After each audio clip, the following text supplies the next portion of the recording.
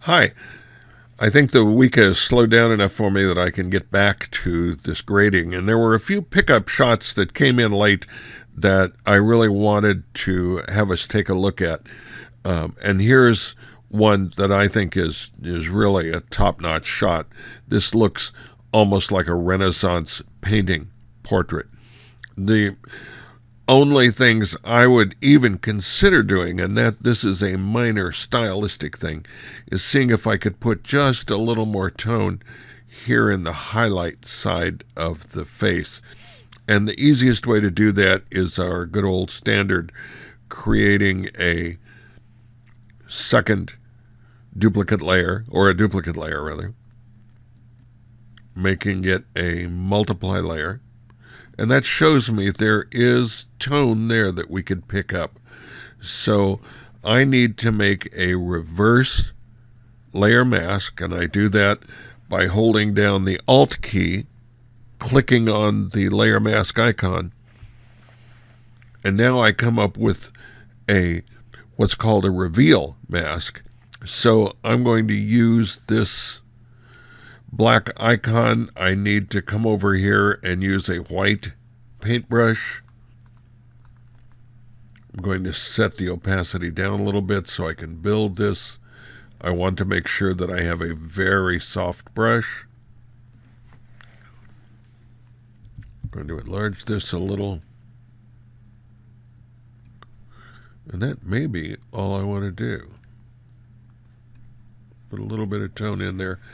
And I think that's it. That's the extent of what I'm going to do to this shot. This is really a very nice image. Here's a interesting shot of an anchor bolt into the concrete. I think I've seen this in another world here, and maybe for another assignment. But we'll go ahead and look at it again. Our problem with this is we've got this really strong vertical line. This direction is really a powerful one, coming up from the concrete base up this bolt. And that's at odds with this strong horizontal that comes here with all of these lines on the bricks. And then we've got this strong arrowhead line that comes in with the grass, all of it going in the direction that's pulling us away from this. And this has a motion that's going kind of like that. So we've got some really conflicting things going on in here. It's a very, very busy shot. So the first thing I would do to solve this is come in and get rid of some of this. See if I can tone down that background a little bit.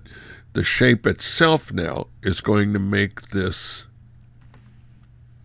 more of a vertical piece with the, even though this arrowhead still remains, it's not nearly as strong when it's cut down like this. Kind of like this little piece here. Now what I'm going to do is vignette this a little bit to make it even more apparent, and I want to put some tone in here if I can. So we'll do this the standard way in this one. We'll get a multiply layer. Oh yeah, I've got a little in there, not all that much, but some. So I'm going to back this off just a touch. That's probably pretty good. Now I'm going to make a layer mask, a normal layer mask in this case. I need a black brush. And I need to be able to lighten up this.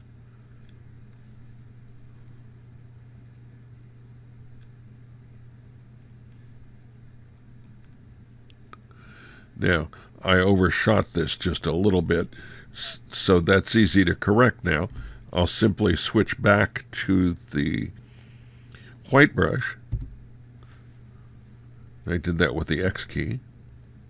And I'll come down and clean up that line. Now, what I also need to do is probably run this again and see if I can darken this piece down. First and easiest way to try is simply to duplicate that layer. Helped a little bit.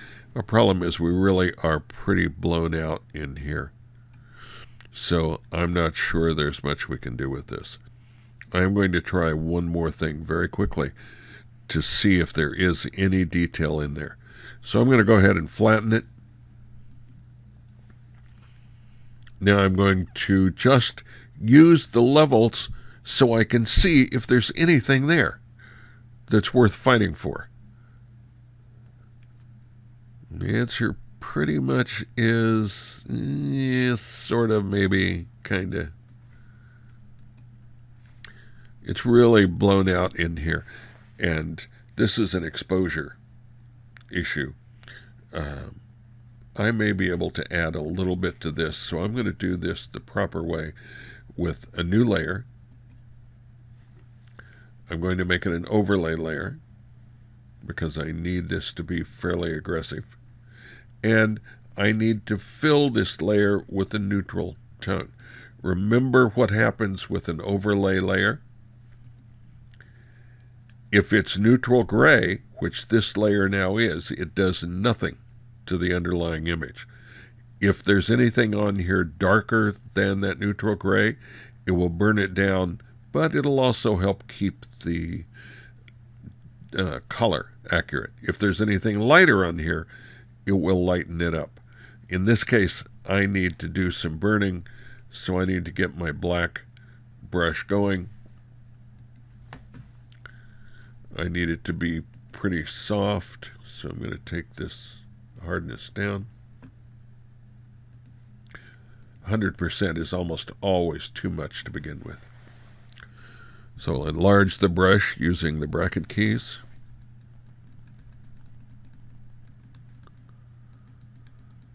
See what I can add in here. A little bit. I could also darken that whole background and make it stand out, but I don't think I particularly like that. I like where we were. And that's about all I can do to this. It really is pretty much blown out. But at least now we have a much stronger image of this. If I switch over to the white brush, remember this is going to make that layer lighter, I can lighten this up even more.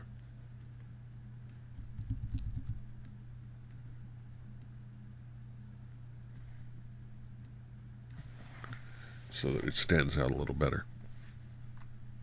If we look over here at this layer, you can see where I've painted with black to darken it and painted with white to lighten it. Okay, let's grab another one. Well, here we have a couple of interesting issues. The first, of course, is that the horizon is way off. All the water is going to leak out of this side of the picture. So the first thing we're going to do is straighten this. And we'll come over here where the eyedropper tool is, click and hold on that, and among our options is the ruler tool. We'll grab that. And along this horizon, we're just going to click and drag a line. Once we let go of that, this appears in our menu bar up here. So we want to straighten the layer.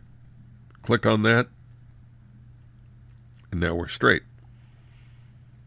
Now we can decide how we want to solve some of this issue of straightening up. In some cases, the crop is just fine. It really doesn't matter if I take some off of the bottom here. It probably doesn't matter if I take a little off of this side. We have more than enough sky. Well, let me solve the whole thing with the crop. I thought I might have to clone some edges out of this. So now we have it straight. But we're left with an interesting problem. What really is the subject of this shot? Is it the water? Well, that's not terribly exciting. Is it the houses over here? No, they're really too far. The marina's too far to see anything. The ducks are too dark to really make much sense of them. The only thing that really stands out is this seagull, and it's not big enough to make the real subject. So what we have is a shot where the focal point, assuming there is one, is a little hard to discern. Maybe if I could see these ducks a little better, it would help. I don't know. I'll find out. We'll go over and make a duplicate layer. This time, instead of a multiply layer, we're going to make a screen layer. Well, that does bring them out a little bit. So now I've got the option. Do I want to reveal through to this darker layer? Is that going to be an easier burn, or just to lighten this? I'm going to use a normal layer mask here. I want a black brush. I'm going to set the opacity up quite a bit. I want to make sure that it is very soft so I can blend in what I'm doing, which it is. I'm going to make a big brush out of this. We may have to go over this a couple of times to make this work.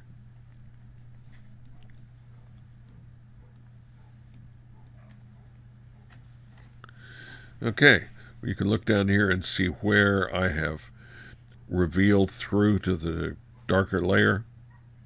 I've at least got a little more data in the ducks. Now I can try this one more time. Now I've even got a little more. It's starting to even out somewhat.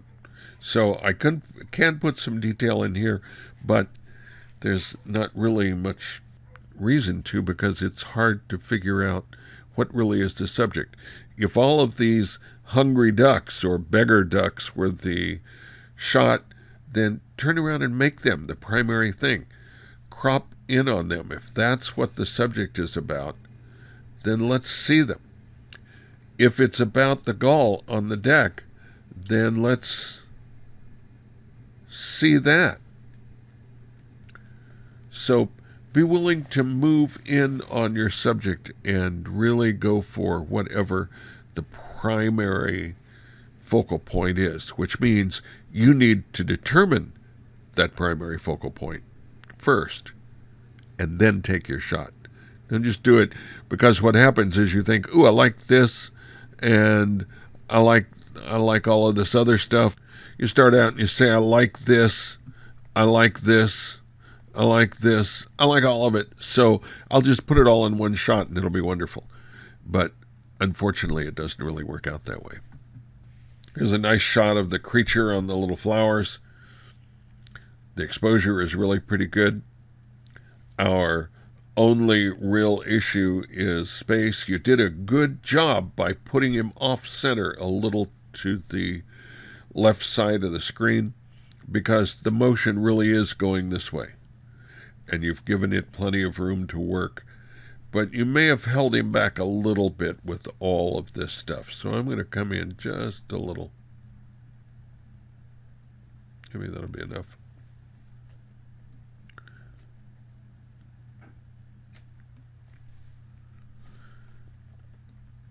I can probably bring this down a little.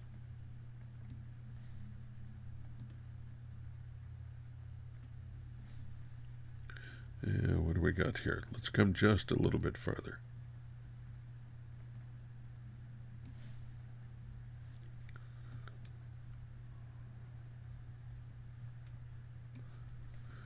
Okay, let's see what we've got now. Now we're a little more centered around, our attention at least is centered around this interesting bug. And we've given it room to do some dynamic stuff. I might burn down this background a little bit just to, again, enhance the attention on our bug. So I'd do that with our multiply layer. And in this case, I'm going to start with the dark part, and I'm going to lighten up the part that I want. So I'll make a layer mask. I need to use a black brush on that white layer. I'll set my opacity down a little bit.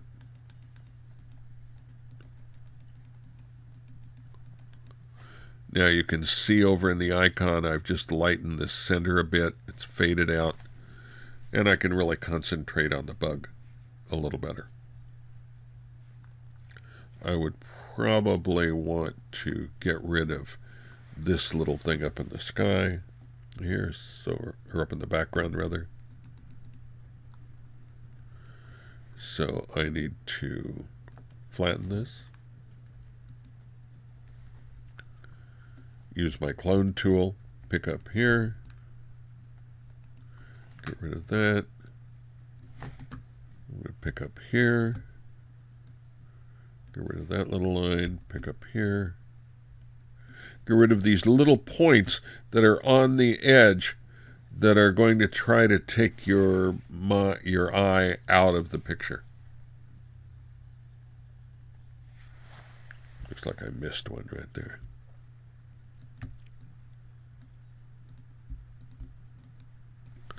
Okay. So now we're concentrating a little more on our little friendly critter here. Boy, I'm sure we did this shot somewhere else. I'm sure we talked about it. Interesting lanterns on here. The flare is kind of a problem because it's bleeding over into the richness of this shot. And this part here, up in this highlight area, really isn't doing anything for us. This is our main subject. So let's see if we can deal with this a little better.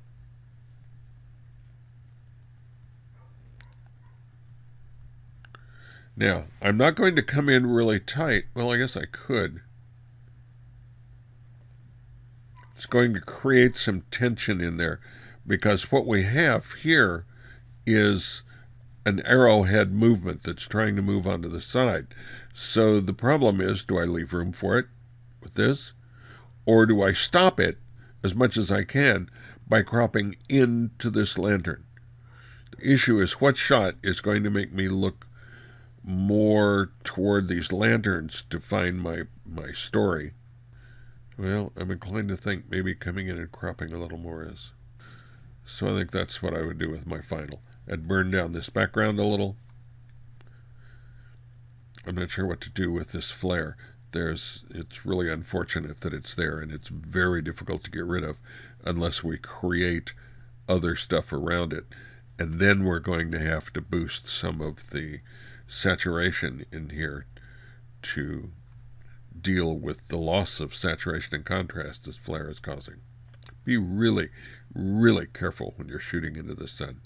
It can sometimes be cool if you use that flare well and you've got a lot of starburst stuff here, but it can really come around to bite you in here by removing saturation, removing contrast from your shot.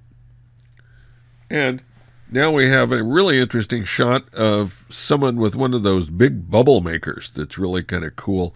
These are really neat. I want to see more of it. I want to see this side off of here. I understand the photographer on this pointed out that there is a bubble that looks almost like it's encapsulating these kids playing here, but it's really small in the background.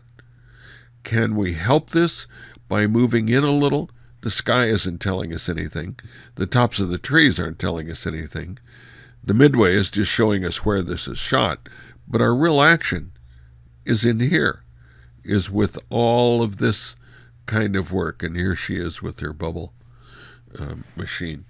So can we solve it by cropping a little of this? Maybe. This kid is looking the wrong way. All of the rest of the action is going in this direction. So let's just get rid of that movement and make this all go the right way.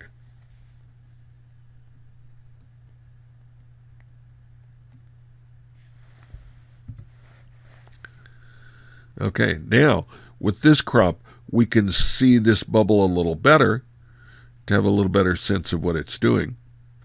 So now we've created a slightly more powerful shot.